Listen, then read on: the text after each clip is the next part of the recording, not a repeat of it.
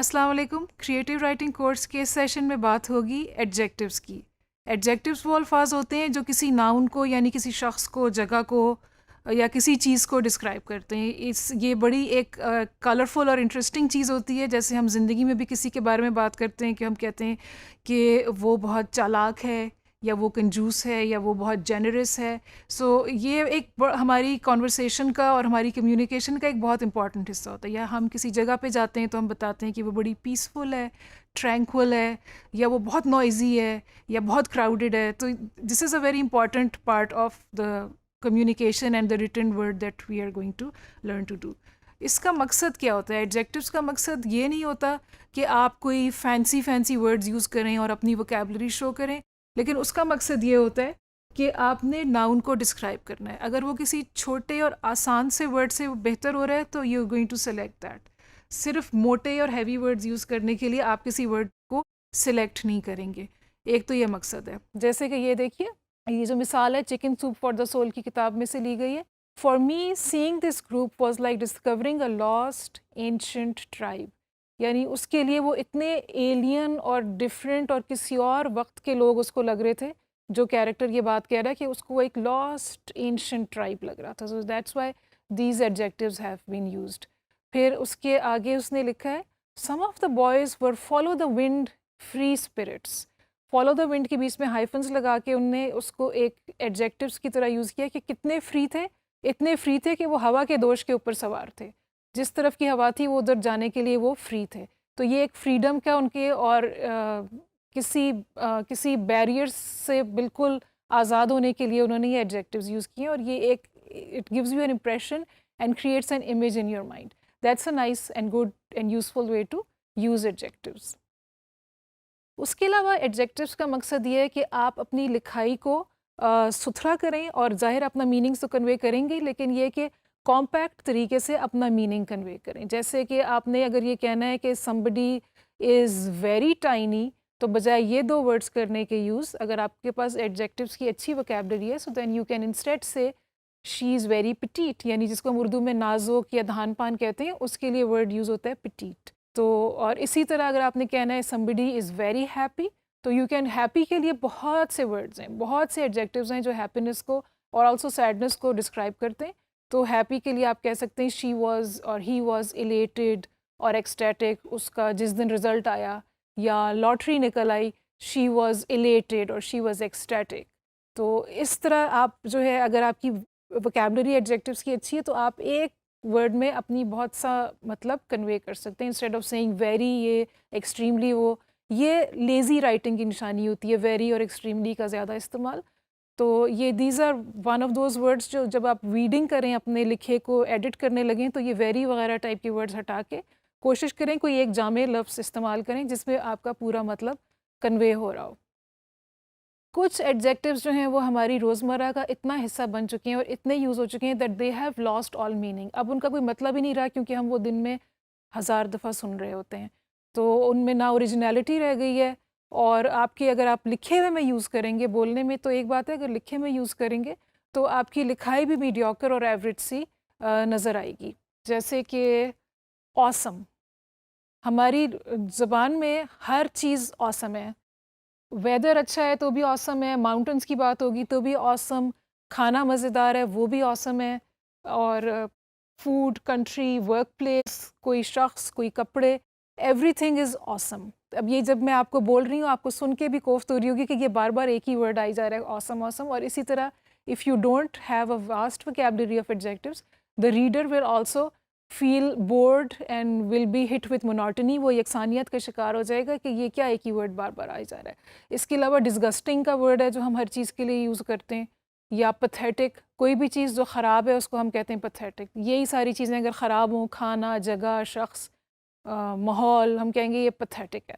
हालांकि वो उससे कोई मतलब कन्वे नहीं हो रहा कि वो किस हिसाब से पथेटिक है। खाना अगर पथेटिक है तो क्या है, वो ऑयली है ज़्यादा, वो गंदा है, हाइजेनिक नहीं है, क्या है आखिर मसला क्या है। So these adjectives are as good as no adjectives. ये कुछ आपको बता नहीं रहे हैं। यहाँ पे एक लिंक भी दिया हुआ है, इसी तरह के और बहुत से लिंक्स हैं जिसके ऊपर कि आपको अपने इंटरेस्ट के और अपने टॉपिक के मुताबिक एडजेक्टिव्स तलाश करने में सहूलत है। वहाँ से आप एडजेक्टिव्स देखें, लेकिन please what ever adjectives you look up, जो आपको पसंद आएँ, जिनको आप शॉर्ट लिस्ट करें, उनको एज़ इट इज़ मतलब देख के यूज़ ना कर लें, क्योंकि हर लफ्ज़ का एक मुनासिब इस्तेमाल होता है, वो मीनिंग देख के नहीं होता। Please also look up the usage. जैसे कि अगर मैं कहूँ कि वो कोई बच्चा जो है कोई गलत काम कर रहा है, तो बच्चे के लिए हम नॉटी का वर्ड यूज़ कर सकते हैं, ठीक है। अगर बड़े लोग, जैसे हम अखबार में अक्सर पढ़ते हैं, मिसक्रिएंट्स, जो कि हुल्लड़बाजी करी, कोई तोड़ फोड़ कर दी, कोई प्रोटेस्ट में कोई नुकसान कर दिया, इस तरह का, तो आप छोटे बच्चे के लिए मिसक्रिएंट का वर्ड यूज़ नहीं करेंगे। अगर उसने पेंट गिरा दिया या क्रेयॉन्स गिरा दिए, उसके लिए आप नॉटी का वर्ड यूज़ करेंगे। हो सकता है जब आप मीनिंग्स लुक अप करें तो आपको कोई मिलते जुलते मीनिंग्स मिल जाएं, लेकिन ये कि it's important to look up the usage also. कुछ ये आपकी दिलचस्पी के लिए वर्ड्स हैं जो कि इन नाउन्स को डिस्क्राइब करने के लिए एडजेक्टिव्स यूज़ हो सकते हैं, तो इनको आप देख भी सकते हैं बाद में, और this is a resource for you to look at. अच्छा, आइए देखते हैं कि एडजेक्टिव्स हम इस्तेमाल कैसे कर सकते हैं, उसकी एग्जांपल देखते हैं। ये एक तस्वीर है, एक दरख्त है, और उसके लिए ये कहा गया है कि यहाँ पे इसके लिए एडजेक्टिव्स लिखें, और ये जो गिवन लिंक्स हैं उससे हेल्प भी ले सकते हैं। अब इसमें देखते हैं कि मैं अपनी मर्ज़ी के कौन से एडजेक्टिव्स लगा सकती हूँ। इसमें एक दरख्त है और ये बिल्कुल किनारे पे है, पानी के बिल्कुल किनारे पे है। इससे मुझे ये लग रहा है, अगर मैं इसको, अगर ये शख्स होता है, इंसान होता और इसकी पर्सनैलिटी होती, तो ये बड़ा कोई बाहिम्मत इंसान होता। मैं इसका नाम सोच रही हूँ द डेयरिंग ट्री। और उसके अलावा इसके पत्तों के रंग चेंज हो रहे हैं, ऑरेंज हो गए हैं, इसके बराबर में जो है वो येलो है, और पहले हो सकता है ग्रीन थे। तो मेरा दिल चाह रहा है मैं इसको डायनामिक ट्री भी कह सकती हूँ, क्योंकि डायनामिक वो होता है जो चेंज हो रहा हो और ग्रो हो रहा हो और जिसमें बहुत सी एनर्जी हो। इस दरख्त में बहुत सी एनर्जी है, इसने पूरे सीन पे कब्जा किया हुआ है, तो इसलिए इसकी मुझे पर्सनैलिटी बहुत स्ट्रॉन्ग लग रही है, और उसके हिसाब से मैंने इसको एडजेक्टिव्स दिए, द डेयरिंग ट्री और द डायनामिक ट्री। एक और तस्वीर है, इसको हम क्या डिस्क्रिप्शन दे सकते हैं कि ये सनसेट का सीन है और ख़ामोश सा टाइम है। इसको, जो ख़ामोश और पीसफुल टाइम होता है या कोई भी चीज़ होती है, उसको हम सीरीन भी कह सकते हैं। इसके अलावा इसको पीसफुल कह सकते हैं, लेकिन पीसफुल का लफ्ज़ बहुत इस्तेमाल होता है, इसलिए हो सकता है मैं इसको ना रखूँ। कंप्लीट टाइम है ये। कंप्लीट का लफ्ज़ मैं इसलिए यूज़ कर रही हूँ क्योंकि इसमें इतने सारे रंग हैं आसमान में, दिन की फीलिंग भी आ रही है, शाम की भी आ रही है, और इसके अलावा मैं इसको परफेक्ट का एडजेक्टिव भी यूज़ कर सकती हूँ। इसमें से मैंने कोई से दो रखने हैं, तो परफेक्ट और कंप्लीट एक जैसे हैं। I think I will keep complete. और पीसफुल और सरीन एक जैसे हैं, मैं इसमें से सरीन रखती हूँ। तो इसकी अगर मैंने डिस्क्रिप्शन बनानी है तो मैं कहूँगी it's a serene and complete scene, and that's how I'd like to describe it. देखते हैं, और एक तस्वीर है, ये एक पानी के सर दरियाब की तस्वीर है, ये खैबर पख्तूनख्वा की, और एक ये हट है, उसके नीचे चारपाइयाँ हैं, और इसको कैसे डिस्क्राइब करना चाहेंगे। इसमें लग रहा है किसी का इंतज़ार है, जो लोग आएंगे और इधर बैठेंगे, शायद कुछ खाएंगे या गपशप करेंगे। एक उम्मीद है यहाँ पे, तो इसलिए इसको हम एक्सपेक्टेंट सीन कह सकते हैं। उसके अलावा जो नेचर से मुतालिक सीन होता है परफेक्ट सा, जिसमें कोई मैन मेड चीज़ें ज़्यादा ना हो, उसके लिए हम इडिलिक का एडजेक्टिव भी यूज़ कर सकते हैं। और जो बहुत ही कोई तस्वीर की तरह परफेक्ट सीन हो, उसको हम पिक्चरेस्क भी कह सकते हैं।